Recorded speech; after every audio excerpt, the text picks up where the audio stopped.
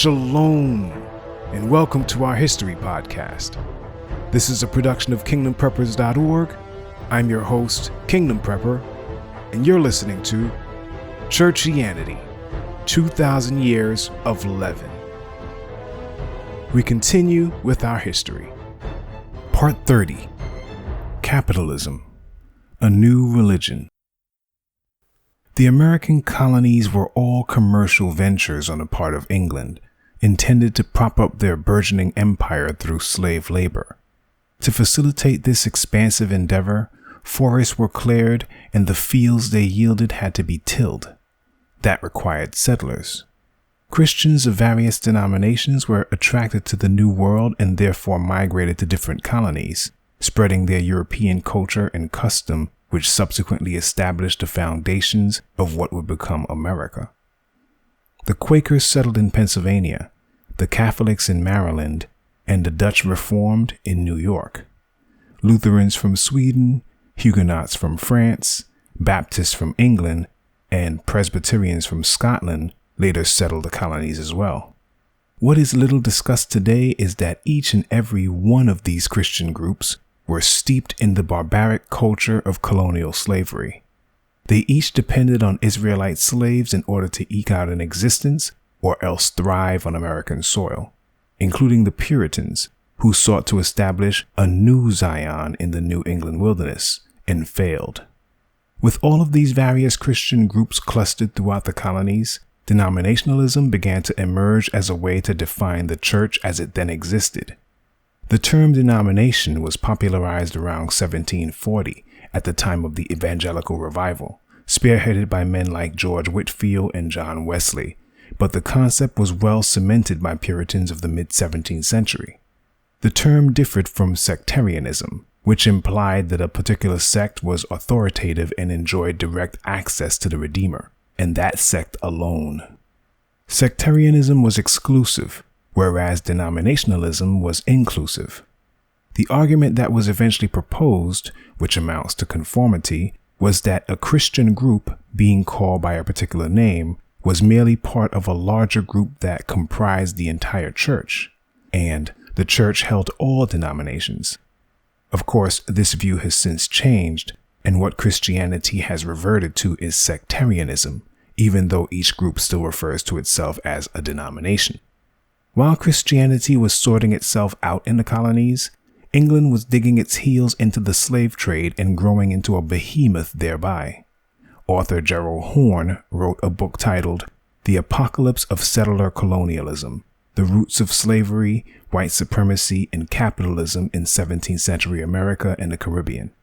In that book, Horne wrote, "It is the 17th century that stands out conspicuously as the takeoff for London's involvement in the nasty business of enslavement, which simultaneously delivered bounteous profits that set the stage for a racializing rationalization of inhumanity, while setting yet another stage for the takeoff of an enhanced capitalism. A recent study revealed that before 1581, there were no enslaved Africans brought to what was referred to as the British Caribbean and mainland North America. From 1581 to 1640, there were scores brought to each. But from 1641 to 1700, 15,000 Africans were brought to North America and 308,000 to the British Caribbean. Similarly, trade from Dutch forts in Africa amounted to about 700 of the enslaved yearly between 1600 and 1644, but would increase sixfold by the late 1660s. Europeans generally enslaved some 2 million Africans during the 17th century, half of them from West Central Africa, and most of the rest from the states abutting today's Ghana and the Bights of Benin and Biafra. Highlighting the subtitle of his book, Horne makes a further point that what has been praised as modernity actually bears the stain of slavery, white supremacy, and capitalism. The bloody process of human bondage, he stresses, is the driving and animating force of this abject horror. For many centuries, Christianity in its various forms was daily held by commoners, nobles, and other elite citizens. But with the discovery of the New World and the expansion of various empires to the Americas, trade and capitalism overshadowed the religious ideals of those in power. Political pursuits also ranked high among the leading colonists, who desired a new republic that was free of monarchs. And those monarchs were able to fill their treasuries with spoils from the New World.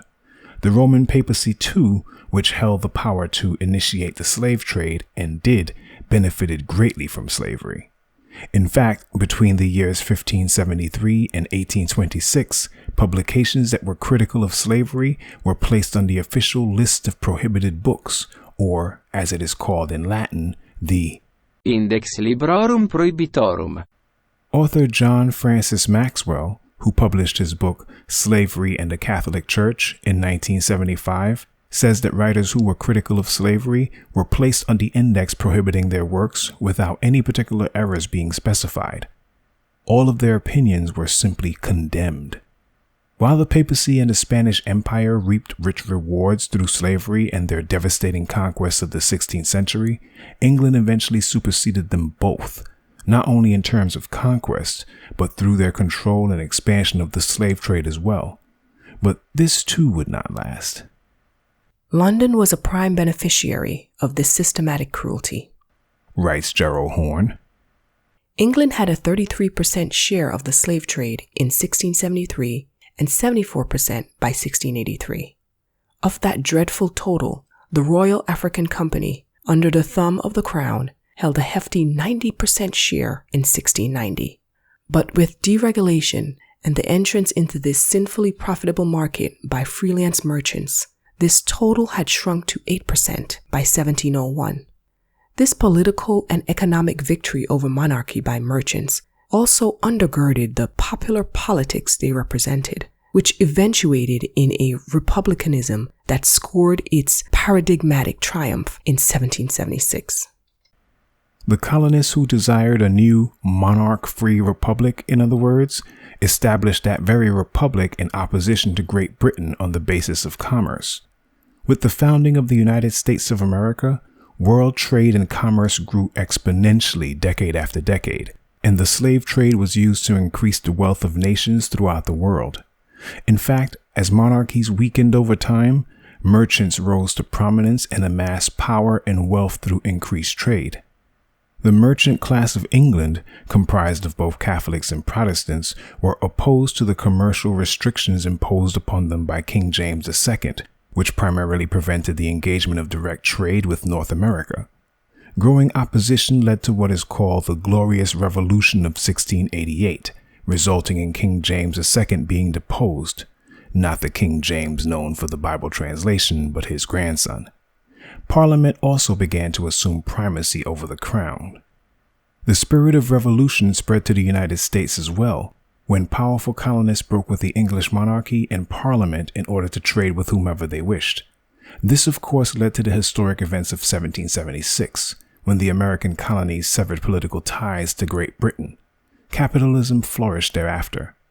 Of this, Gerald Horne writes, as the religious conflicts that animated the 17th century began to recede, Christian versus Muslim, Catholic versus Protestant, as the filthy wealth generated by slavery and dispossession accelerated, capitalism and profit became the new deity, with its curia in the basilicas of Wall Street. This new religion had its own doctrine and theologies, with the logic of the market and its efficient market theory supplanting papal infallibility as the new North Star. Management theorists have sanctified capitalism in much the same way that clergymen of yore sanctified feudalism. Business schools are cathedrals of capitalism. Consultants are its traveling friars. Just as the clergy in the days of feudalism spoke in Latin to give their words an air of authority, the myrmidons of capitalism speak in a similarly indecipherable mumbo-jumbo. To this day, a reformation akin to Martin Luther's of 1517 has been delayed in arrival. Actually, reducing the present to capitalism is somewhat misleading since today's status quo represents a complex melange of vestiges of slavery. The still exploited African population in the United States and elsewhere, capitalism and the feudalism from which it emerged. This new religion of capitalism and profit, which saw money worshippers catering to the whims of the worldwide market system, as they do to this day, speaks to Yeshua's words in Matthew 6, verse 24. No one can serve two masters, for either he will hate the one and love the other, or he will be devoted to the one and despise the other. You cannot serve Elohim and money.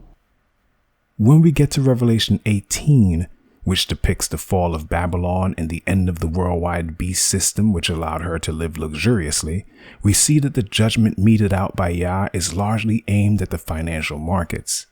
These markets are fueled by merchants of the world, whose trade is disrupted, down to the efforts of the craftsmen.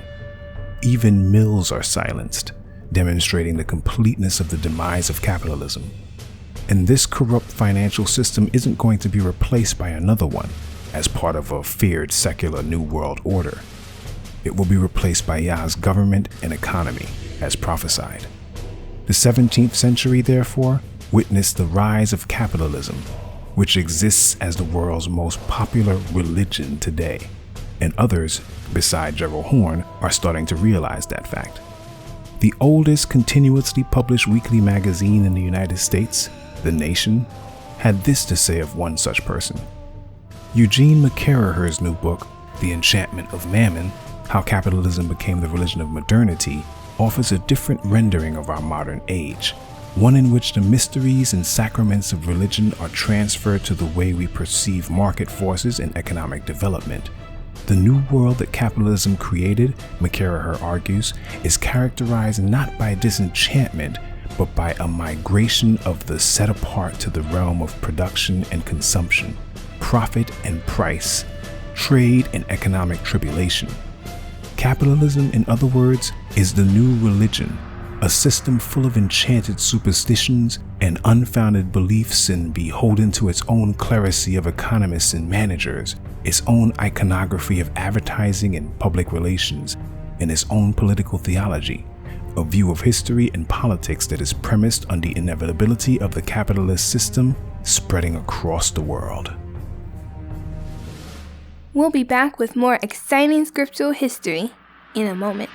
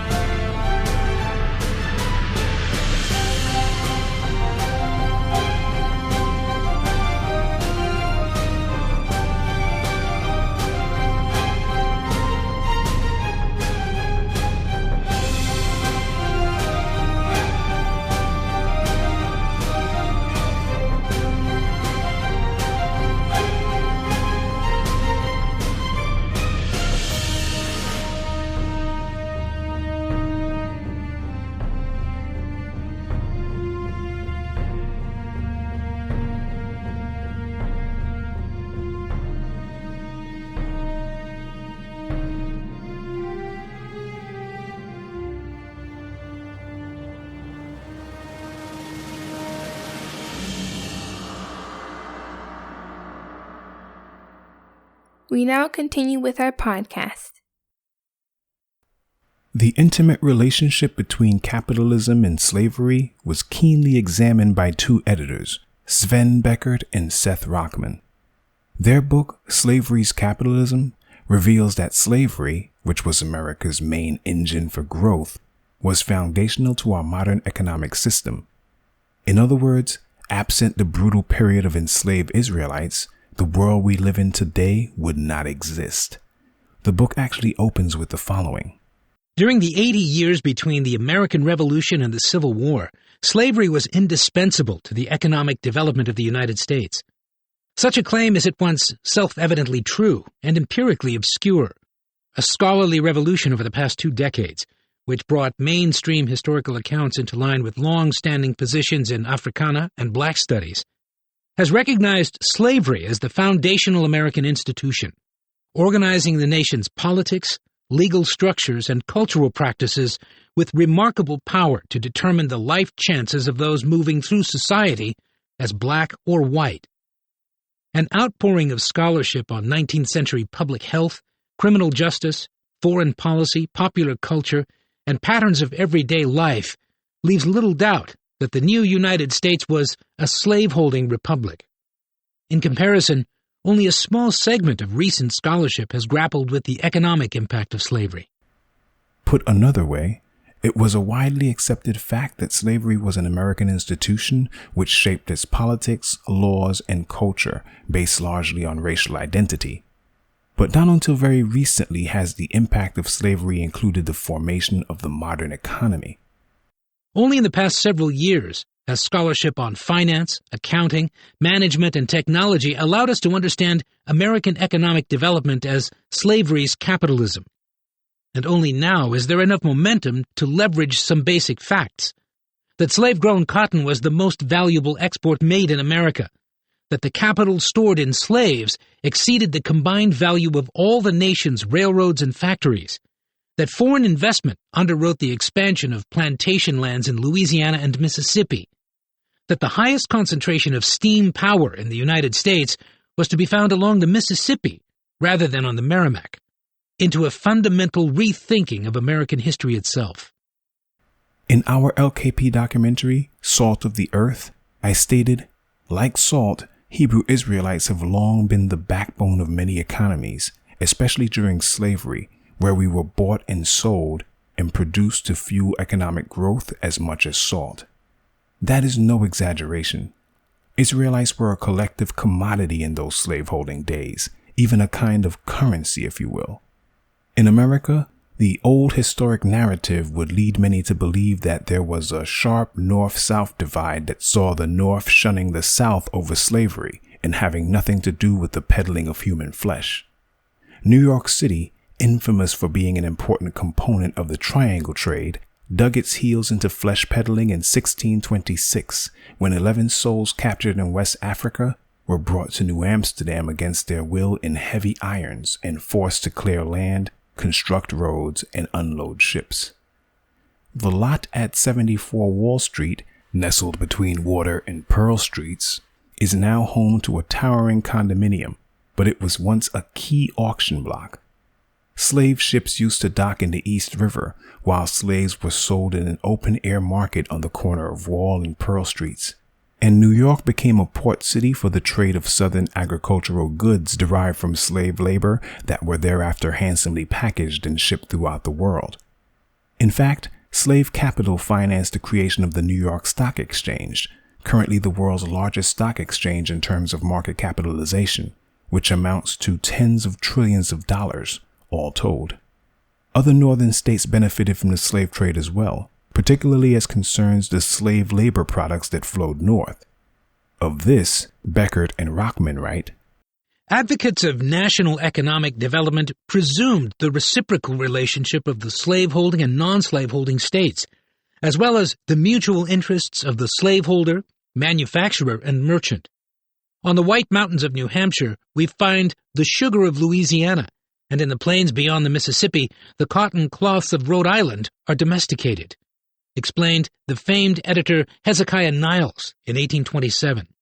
Abolitionists, such as William Lloyd Garrison, recognized the North as a partner in iniquity and credited the Panic of 1837 with delivering a deserved ruin to those New York City mercantile firms engaged in commerce with the South. In turn, Southern nationalists lambasted Northern sanctimoniousness.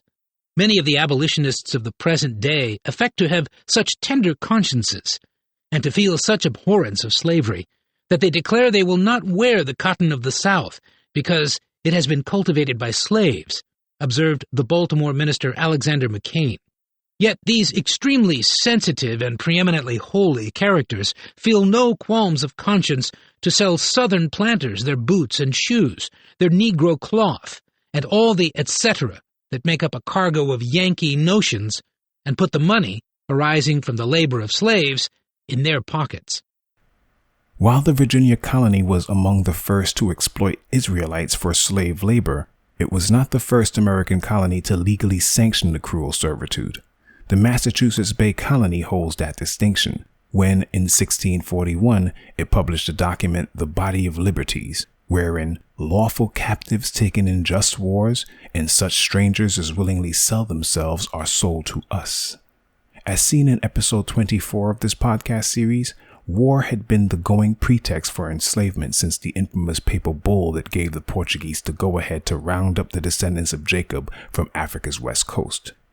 Protestant Boston, led by its clergy, would place profits above duty to the church by becoming a leading port in the slave trade, proving that the North aided in creating the thriving institution.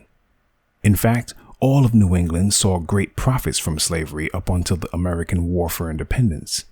The year prior to the American Revolution, it has been learned that 5,000 souls had been enslaved in Connecticut, a paltry number compared to South Carolina or Virginia, to be sure, but we're talking about the North here. In the preface of the book, Complicity, How the North Promoted, Prolonged, and Profited from Slavery, the authors wrote, "The numbers shocked us. How could we not know this?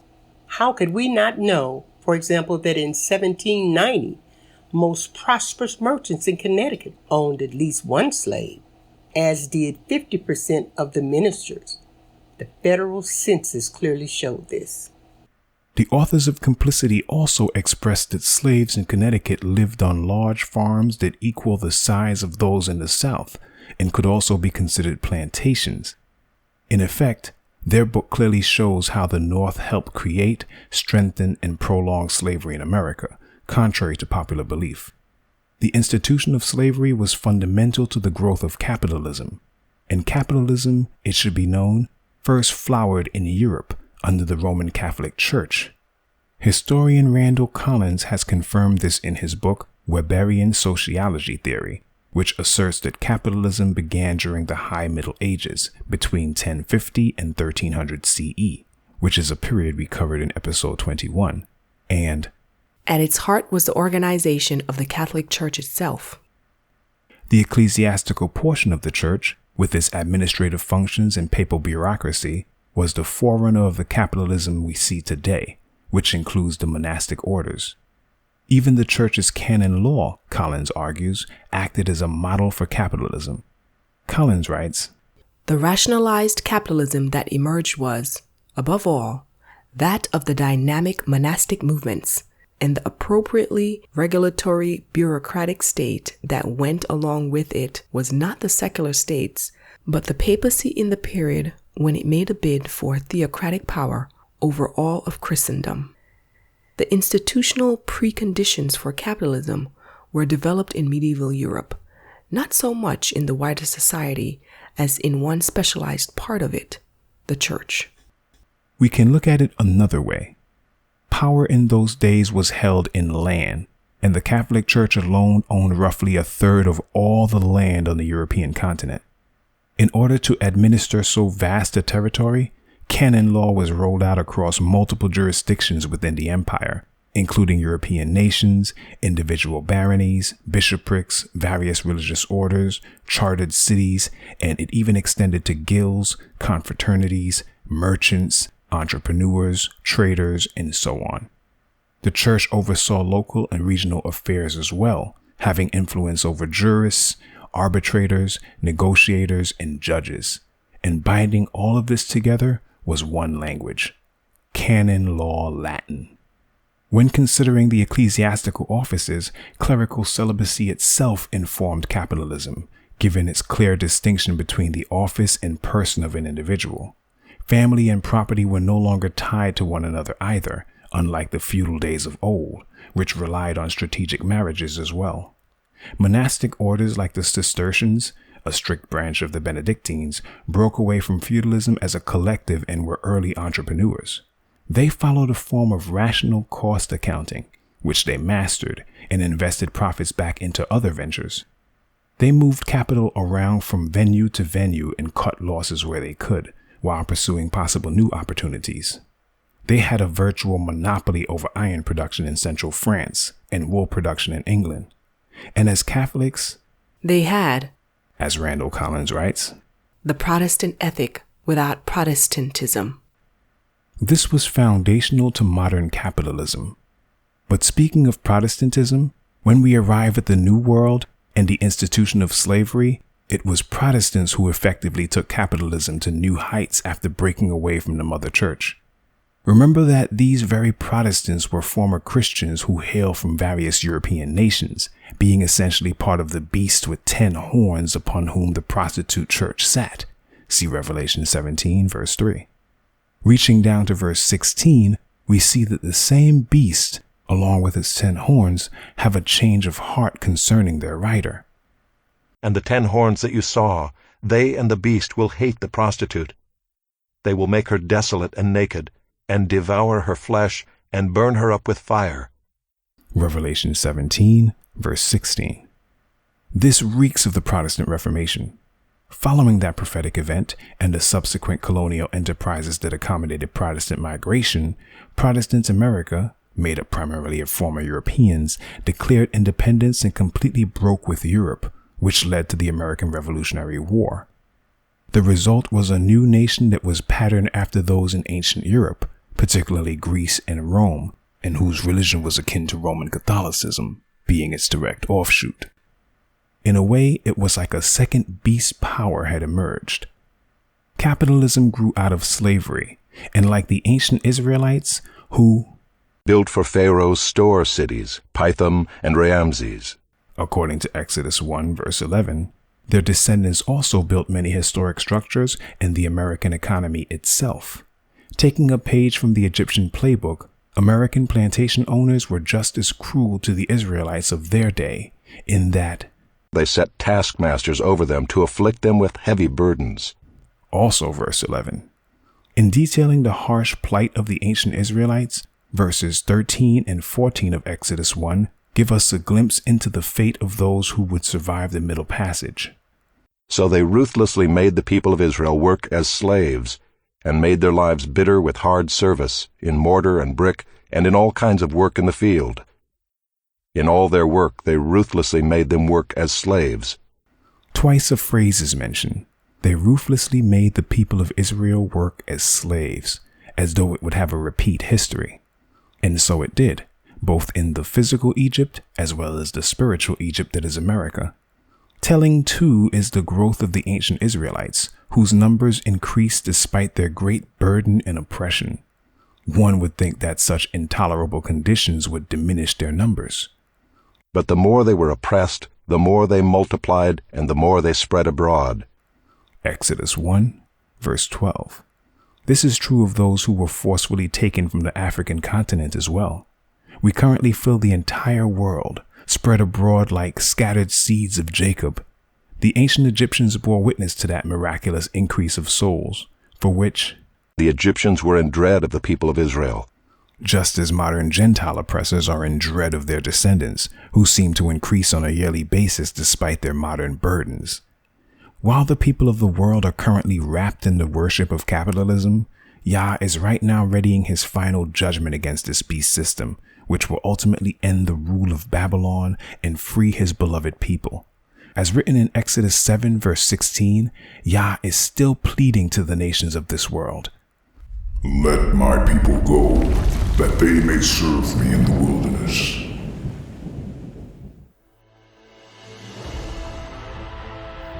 That wraps it up for this episode of Churchianity, 2000 Years of Leaven.